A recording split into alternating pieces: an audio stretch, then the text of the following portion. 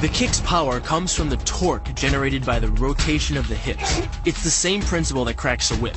Turning the hips just a few degrees forces the foot to travel a much greater distance and creates a lot of speed as it does. The longer the leg and quicker the rotation, the faster the kick.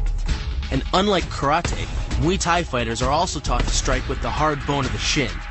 A Muay Thai kick can generate roughly the same force as a baseball bat, enough to crack a rib. It works like a point of a knife.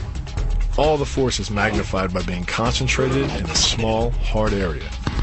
Even if the elbow doesn't deliver a knockout, it will almost always leave a nasty cut, and often getting in close neutralizes the opponent's weapon advantage. Then, in the clinch, we bring the power of the knee to bear. Unlike the kick, which relies on rotation to create power, the knee gets its power from leverage. Pulling our opponent down as we drive the knee up can deliver up to 2.5 tons of force, enough to lift a car. It's not the arms, but the legs that drive this.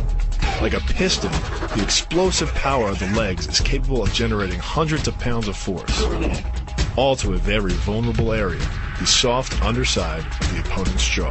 Like the Hanuman move, the flying knee relies on the explosive power of the legs.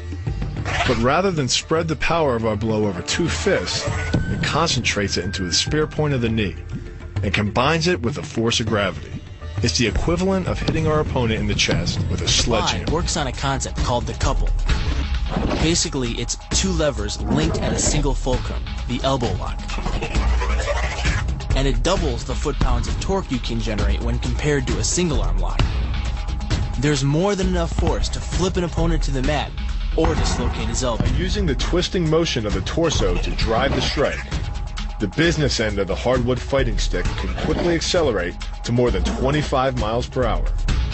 On contact with the skull, the energy is enough to cause a depressed fracture. It's the same injury-producing force as being hit in the temple by a hammer. Mali relies on something called a flexion moment imparted to the neck to do damage. An average man's neck can withstand about a 140 foot-pound flexion moment. Beyond that, soft tissue and even vertebrae can be crushed. By bringing your weight down fast, this move could easily deliver twice that amount of force. And it wouldn't just end a fight. It could leave your opponent paralyzed or dead. Close, the opponent's neck is exposed. But because of the close range, the hand doesn't generate a huge amount of force.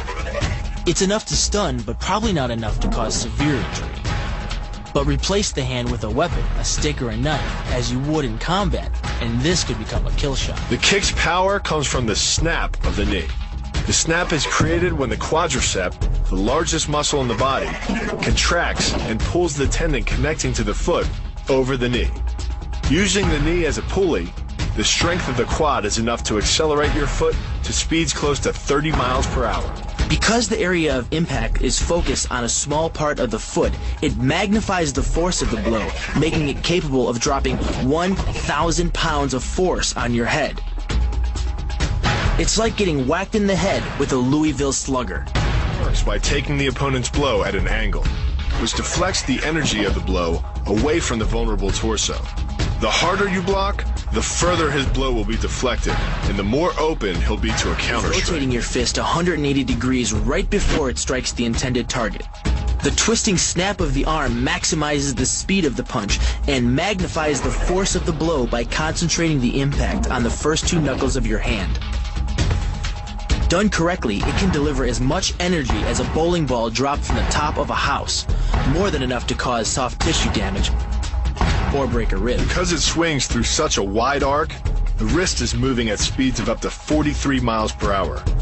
And since the radius doesn't deflect or compress nearly as much as a fist, it can deliver a staggering blow, like being hit with an axe handle. This roundhouse kick is designed for maximum impact.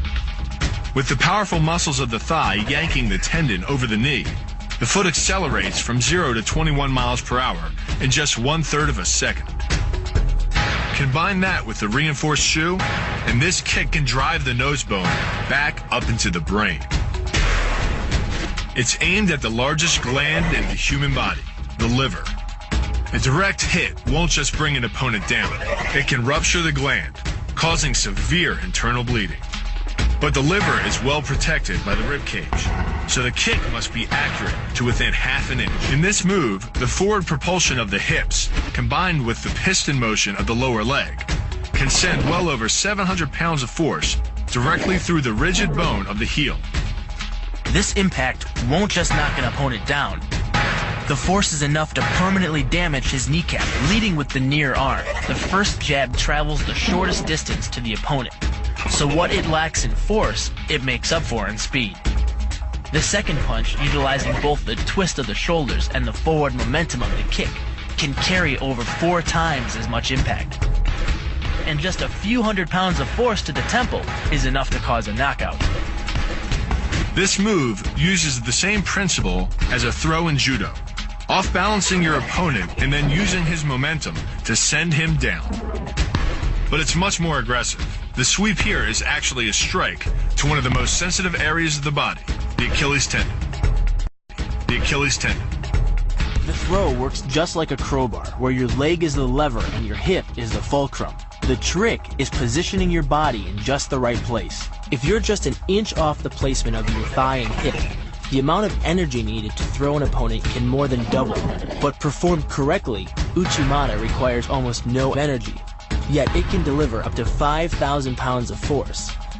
If it weren't for the mat, a throw like Uchimata would be enough to cause serious injury or even paralysis. You use the strength of your legs to maintain your dominant position while you secure the choke.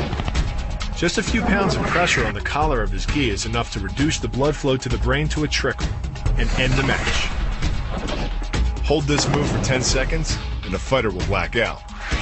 Hold it just a bit longer and he's dead.